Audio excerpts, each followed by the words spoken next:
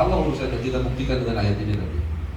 Nah, di antara Nabiullah Ibrahim punya anak pertama tadi belum siapa, Nabi Ishak. Nabi Ishak punya anak Nabi Yakub. Dari Nabi Yakub lahirlah para nabi. Di antaranya ada Nabi Yusuf dan Nabi Yusuf. Nabi Yusuf enggak ada. Di antara Nabi Sulaiman ada Nabi Daud. Nah, ini para bapak, ini kisah ada Nabi jeda antara Nabi Daud dan Sulaiman, ada Nabi Uzair alaihissalam. Jadi ayat ini membicarakan tentang kisahnya Nabi Uzair alaihissalam. Nabi Uzair, bagian pendapat para ulama sepakat Nabi Uzair jelas Nabi orang solih.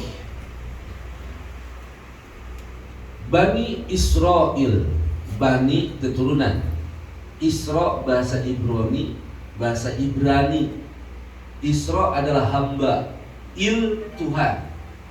Jadi Israel itu hamba Tuhan.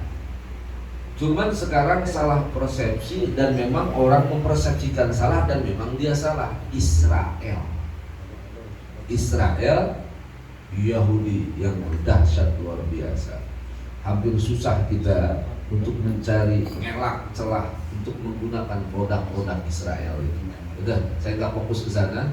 Tetapi yang jelas dari keturunan Bani Israel hiduplah seorang nabi, kurang lebih kurun waktu ada yang berbicara antara 100 atau 200 tahun setelah wafatnya Nabi Sulaiman alaihissalam. Biasa, di mana ada nabi, di situ ada raja.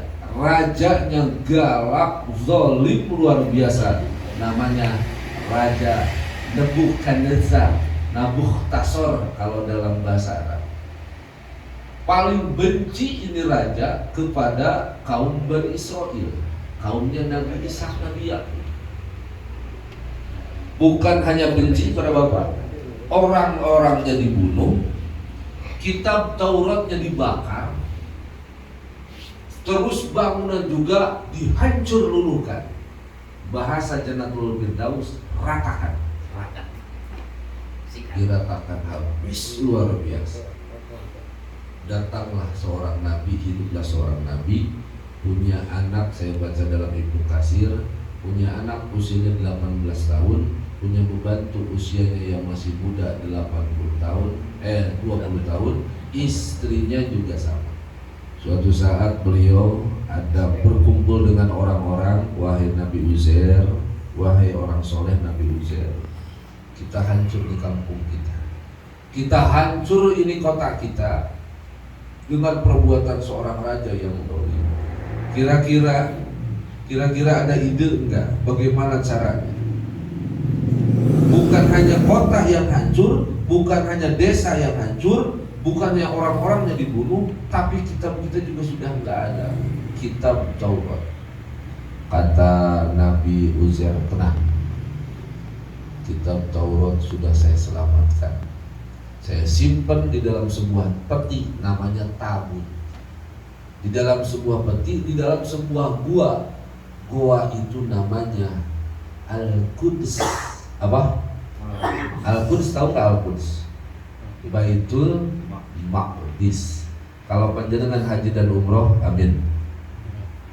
Kalau panjenengan haji dan umroh, amin. Aku nggak semangat bisa punya kesan. Tetap putus asa, jangan semangat. Kembali, tetap semangat, jangan putus asa. Kalau jenengan ke Mekah akan ada orang Palestina. Saya ngomong, min antum? Ana min Quds. Oh, berarti Baitul Maqdis. Oh, berarti dari Palestina. Kudus, Baitul Maqdis. Beliau masuk ke dalam gua.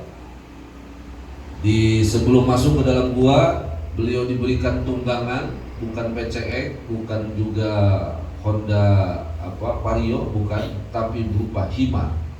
Kemudian diberikan makanan, sebuah roti dan juga anggur, juga minuman yang lain. Jadi buah tin, anggur, rotinya beda dengan roti kita. Roti di Mekah itu apa, pernah lihat ke roti di Mekah? Keras-keras, gede-gede kan begitu. Kenapa? Ditimpa kepala itu sakit itu roti Mekah itu. Beda dengan roti kita. Nah, kayak kayu, cuma nanti disiram oleh anggur, dikasih berupa minyak tin, maka jadi nikmat. Miami. Yang dimuliakan Allah Subhanahu wa taala. Masuklah ke dalam barang buat nih ayatnya. Au kalladzi marra ala qaryatin wa hiya khawiyatun ala urushiha.